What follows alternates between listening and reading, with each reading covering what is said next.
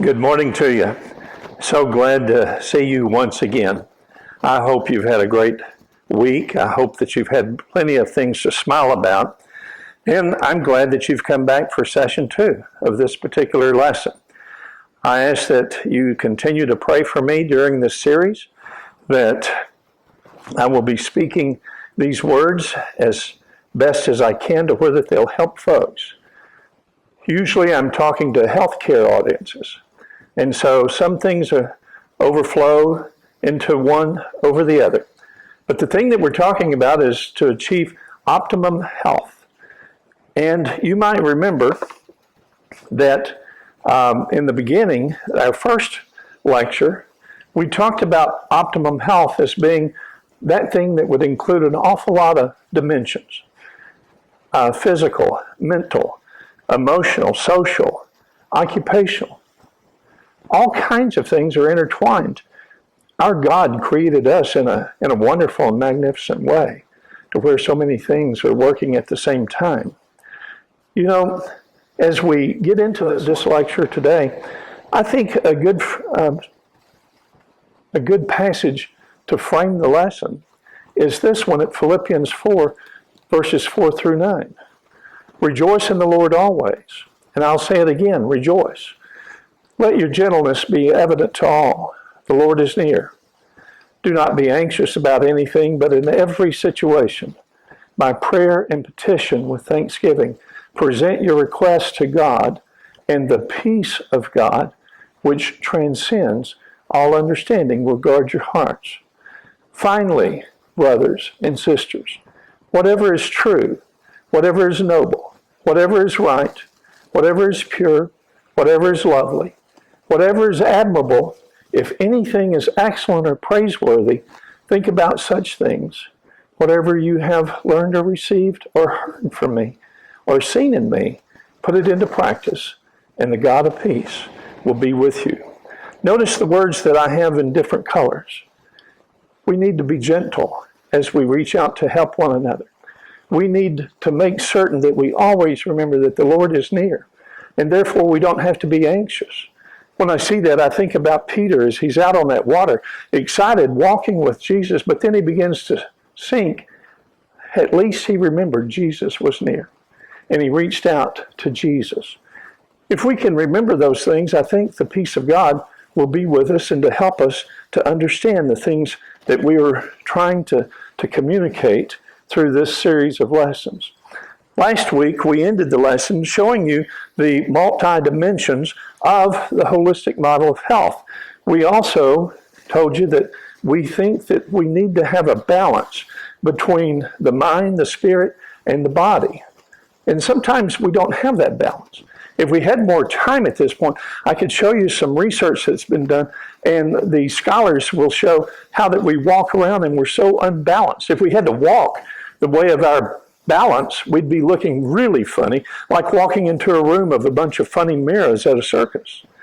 We need to have the balance. I mentioned these components.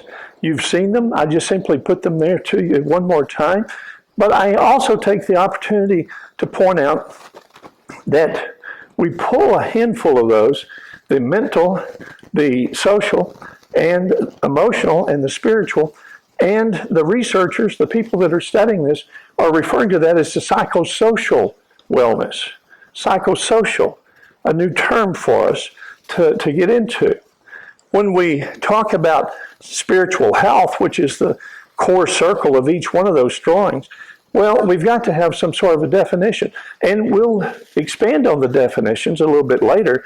But for right now, a good definition is that which enables us to experience joy, to experience peace in the core of our very being, regardless of what religion that we belong to, what birthright that we come from, what educational status that we have attained, or even our physical health.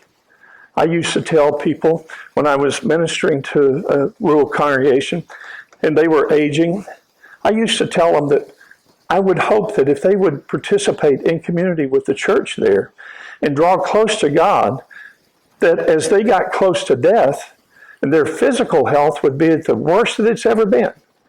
that hopefully their spiritual health would be at the best that it had ever been. And it really could help them at that particular time. I came up with that definition. My name's there only because I present to different audiences. But I'm very quick to tell you I never published it. It's not published, but it's one that has always resonated with me. And an awful lot of people in my audience would guess that I was a Christian because of that. The reason they would guess that, you remember Galatians 5:22? But the fruit of the Spirit is love. It's joy. It's peace. It's patience. It's kindness. It's goodness, faithfulness, gentleness, self-control. Against such things, there is no law. Those are the fruits of the Spirit. And we're talking about spiritual health. And most of you that are tuned in have accepted Jesus as your Savior. You're a Christian. And if we don't have good health, if we don't have that peace, if we don't have that patience, those things that's talked about, then we might ought to take a temperature, a spiritual temperature, to see where it is that we're at. When I would present to students in classes at the university setting, we would get into this discussion, spirituality or religion? Religion or spirituality? Almost, chicken and egg type of a thing as to what is happening. And I would always introduce them to this idea that more and more people were promoting out, that you don't have to be a member of any religion to have a level of spiritual wellness. You don't. Just like you don't have to be a member of any religion to have a level of physical wellness. Ira Byock, I was amazed as I listened to him lecture at Dartmouth University several years back. He wrote a book called The Best Care Possible. And in that book, a quote, and then the way he expressed it verbally just caught my ear. He said, spirituality is rightly considered the province of religion, but it's not an exclusive province. Accompanying people who are dying has taught me that human life is inherently spiritual, whether or not that person practices a religion. And the thesis of his book, The Best Care Possible, was talking about helping the people who were in hospice situation, helping the people who were at the end of their journey. And he knew that the people who were dying, there was a spiritual component,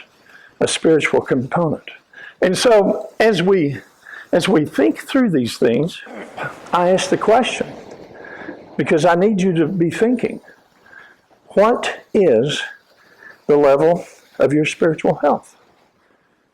It'd be wonderful if we had a thermometer we could put in our mouth and it'd come out great, good, that needs work. I'm diabetic and I prick my finger and I get that blood to read the glucose level and it tells me some of the things that I need to do.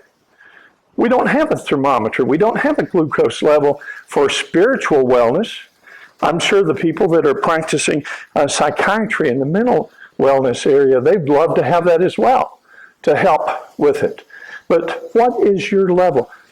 You go, I don't know. Well, go back to the definition. Joy, peace, or are you just filled with the opposite of those things? If we don't have the joy, the peace, and we can't experience it even if people around us are trying to help us, then our spiritual wellness is in dire need of help. The experts would refer to it as spiritual distress. Well, I advance from just talking about you. That next question, how robust is the spiritual health of the congregation? Elders need to know that. They need to be able to answer that question. As I've talked to groups of elders across the country, I'm telling them that they need to learn to keep their thumb on the pulse of that congregation to where that they know what this group needs and what that group needs and what the other group needs. Up in the Northwest, years ago, a religious group, they got together and they wanted to be in community with one another, and they developed a program that they called it Heaven Can Wait. Heaven Can Wait. They wanted to live a little bit longer. And they focused on their physical health. They focused on good nutrition. They focused on their emotional health. but they really found they had to focus on their spiritual health, and it was so important. What is the level of the spiritual health at your home? Mom and dad, kids. How do we measure? We need some definitions. We need some definitions. And let me put some up. But spirituality has been defined in many different ways. As I mentioned last week, you get with a group of people, 10 of them, and they're all educated in the area, they'll come up with 10 different definitions. It'd be good if we could get one. But as long as we understand what it is, years ago, one of the first definitions that I ran into, 1989, said spirituality is a quality that goes beyond religious affiliation, that strives for inspiration, reverence, awe, meaning, and purpose. And look at this, even in those who do not believe in God. I should pause there. I'm not trying to promote people not believing in God. I'm just simply trying to educate you to the fact that if an atheist is faced with losing his firstborn son, like Pam and I lost ours 6 years ago, that atheist is going to grieve. That atheist is going to hurt inside. Spiritual health exists in that particular person. But it says the spiritual dimension tries to be in harmony with the universe, strives for answers about the infinite, and comes essentially into focus in times of emotional stress, physical, mental illness, loss, bereavement, and death. A good definition.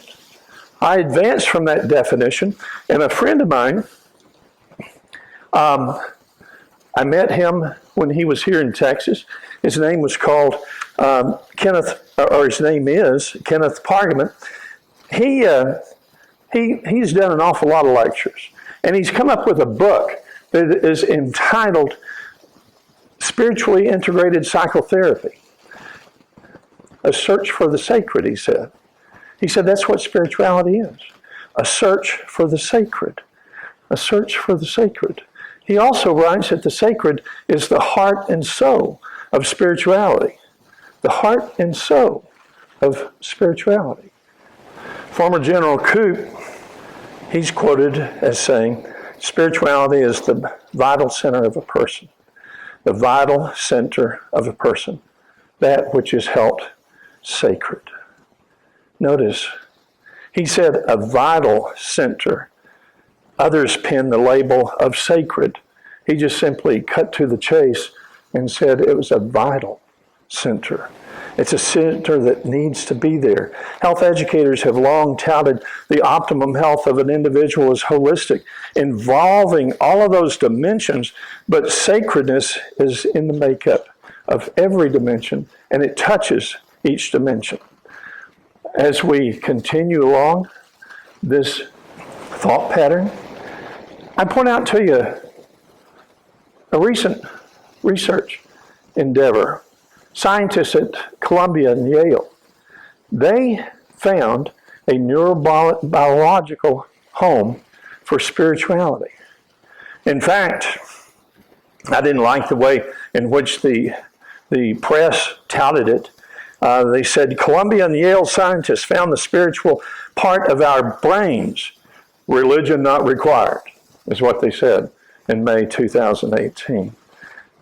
But I think it's important that we see that even the scientists have identified the fact that there is a part of our brain that hungers and thirsts after attention for this spirituality. When people see the sacred, go back to my friend Dr. Pargament, he writes that it becomes a magnet. When they identify and they see it, it becomes a magnet in their life. You will want to go back to it. I'll mention that again this morning.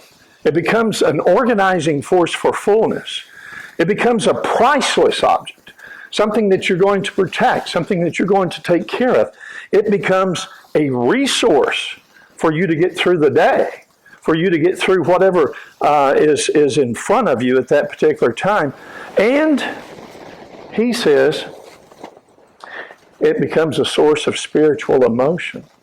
A new phrase there. Spiritual emotion. Yes, the psychosocial wellness, spirituality, mental health, social health, they get in together and we get some emotions that are going, and we've got to be careful that we don't identify a particular emotion as that of being our spiritual health or our spiritual wellness. But we do need to learn that there are some emotions that are spiritual in nature that can pull us down. We'll see some of that a bit later.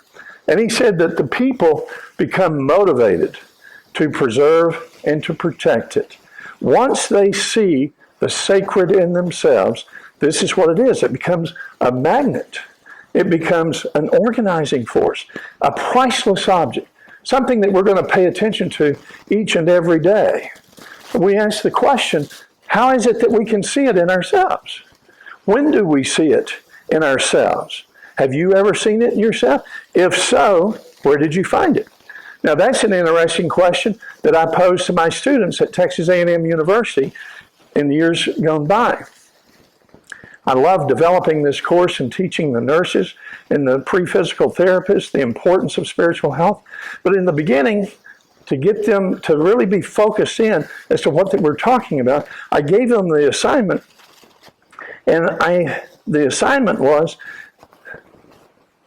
tell me where you find spiritual health. Where do you find that which is sacred? What is it that has touched you? I invited them to be free with this and to use a story, use a video clip, use a piece of music, anything that they felt that touched them and that would identify their sacred. Well, I've put together a little chart here. It's not a complete chart, but the answers started coming in. The students would say that all types of things. Music was an important one. An awful lot of them would want permission to play a particular musical piece. And I could tell if they really were people with a church background or not by the musical piece that they would play. But just as there's all types of musical genres out there, I would hear them from each student, different students. Now, as we got into this exercise, I told the students, you cannot make fun of anybody else's source of spirituality. You know, what touches them, what did they share with you that touches them. Relationships was big there. Relationships. Oftentimes, my family. You can imagine students that are away from home missing mom and dad, their family. But it would be the same here, relationships. I had one guy that said his strongest relationship that helped him with his spiritual wellness was the relationship that he had with his dog. You know, that relationship, precious thing. Job, profession. An awful lot of people who are not religious, that is their draw. Job, profession. That which inspires awe. Nature. People would throw in there meditation. They like seeing the sun come up. They like seeing the sun go down. They like being in a particular place. Years ago, I thought I was getting something crossed off the bucket list. My wife and I were celebrating our 30th wedding anniversary, and she'd always wanted to go to New England. And off we got to go to New England. And I figured it'd be a one and done. Those of you who know me best know that it has not been a one and done. But the thing I mentioned here, we were visitors in a particular congregation in Maine. And the Bible teacher started asking the folks, where do you feel closest to God? Where do you feel closest to God? And we're sitting there listening. I'm really paying attention because they talk different than we do. They say we talk different, but I think it was them that was talking different. But we about fell out of our chair when several of them in that audience mentioned Two Lights State Park. The day before, in just exploring the area, Pam and I had gone to this particular park. There are two lighthouses within a block of each other. The one that we were sitting at, Cape Elizabeth, had a crab shack. We don't have those here, but had it there. But they had some picnic tables out, but it was set on the coast. And big rocks.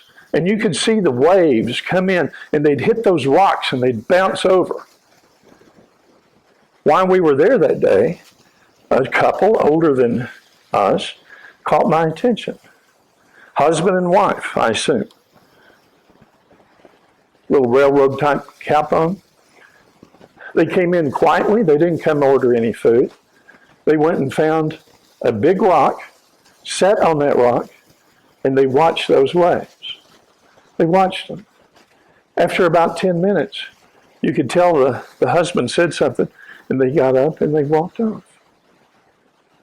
I'm thinking that was a source of where they could get close, whether it was meditation, whatever it was, to where they could tune into nature, to tune into their thinking. They were using that. And here we were visitors, and they said the same place that we'd been to. We can go on and talk about God, church, the oral message. Some of the folks, they just love hearing a particular preacher preach. And that is their connection to spiritual health. Hobbies, all types of hobbies that we can get into that the students brought in. Some that were not religious would say, I value my freedom. Now we religious folks, we do that too. But for them to focus in on their freedom, and especially at this day and time when the news is presenting all types of things to us, we can see dignity, we can see equality as being things that would bring meaning to their lives.